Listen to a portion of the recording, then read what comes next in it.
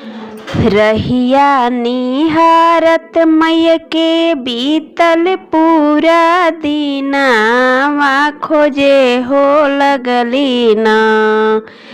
मैया भोलायड़ भंगिया खोजे हो लगली ना। रहिया निहारत मैया के बीतल पूरा दिनवा हो खोजे हो लगली ना। मैया भोलायड़ भंगिया खोजे हो लगली ना।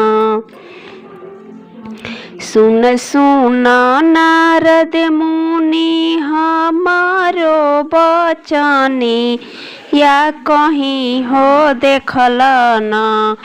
हमारे भोलायड़ भंगिया कहीं हो देखल ना। एकता में देखनी मैया लक्ष्मी के घरवा बैठल रहलन ना। तोहर भोलायड़ भंगिया हो बैठल रहलन ना। तोहर भोलायड़ भंगिया हो बैठल रहलन ना।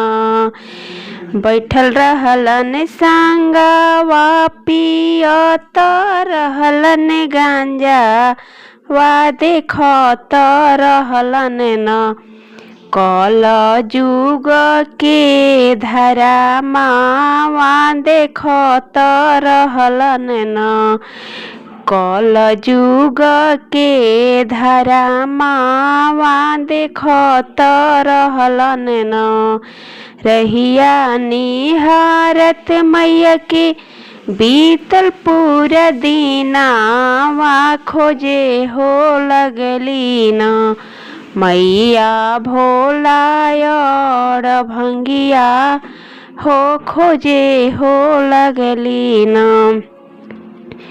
सुन सुन नारद मुनि हमारो बचनिया कहीं हो देखल ना। हमारे भोलायड़ भंगिया कहीं हो देखल ना।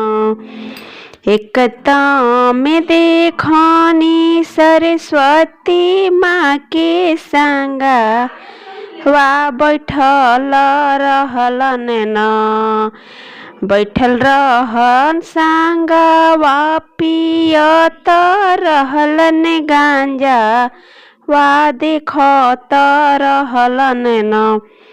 कल जुग के धरामा वा देखत रहलन ना।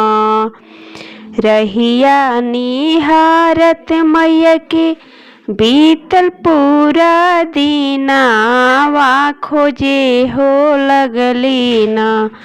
मैया भोलायड़ भंगिया खोजे हो लगली ना। सुन सुन नारद मुनि हमारो बचनिया कहीं हो देखल ना। हमारे भोलायड़ भंगिया कहीं हो देखल ना। एकता में देखनी गुरु भैया जी के संगवा बैठल रहलन ना।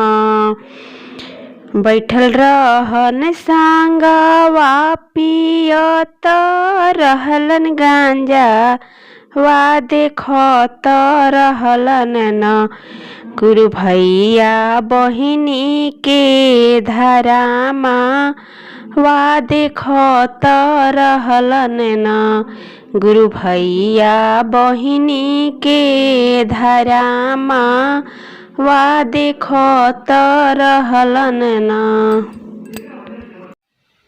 अगर मेरा गीत पसंद आए तो लाइक, सब्सक्राइब, शेयर और कमेंट ज़रूर कीजिएगा।